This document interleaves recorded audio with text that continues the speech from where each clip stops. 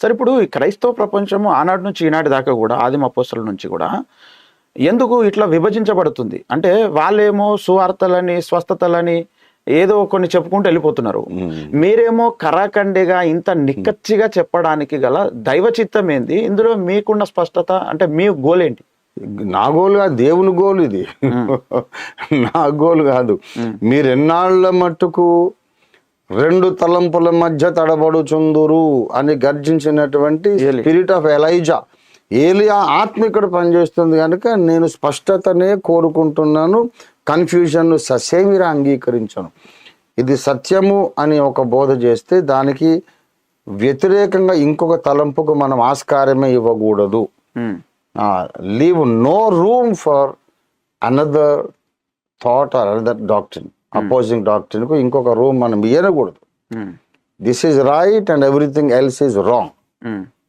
అది spirit of Elijah. అసలు ఇంత కరెక్ట్గా ఇట్లనే మాట్లాడాలి అని యేసు ప్రభువే చెప్పినట్టుగా ఏ పాస్టర్ ప్రొజెక్ట్ చేయట్లేదు. చేయడం మరి వానికి లేదు, ప్రత్యక్షత లేదు కదా. మరి అదే కదా ఇక్కడ వచ్చిన వర్టికల్ రెవల్యూషన్. అంటే ఇంతకు ముందు ఏలియా నుంచి ఈ మధ్య కాలంలో ఎవరికి ఇంతగా స్ట్రాంగ్ గా మరి ఎందుకు జరగకపోయి ఉంటది?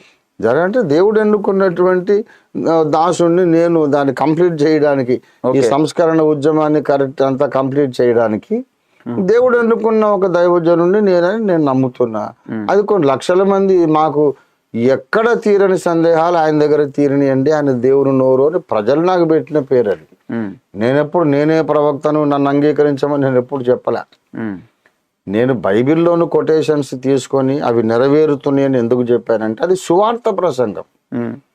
బైబిల్ను నమ్మని క్రైస్తవేతరులారా, ఇదిగో బైబిల్లో రాయబడ్డ ప్రవచనాలు ఖచ్చితంగా నెరవేరుతున్నాయి గనక బైబిల్లో ఉన్న యేసును నమ్మకపోతే మీరు నరకానికి వెళ్తారు అనేది కూడా నెరవేరుతుంది గనక ఈ నెరవేర్పులన్నీ చూసైనా మీరు బాప్తిస్మానికి రండి అని చెప్పాను.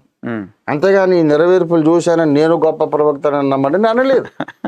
ఈ పనికి మన కుక్కలు అట్లా అంటున్నారు. ఓకే.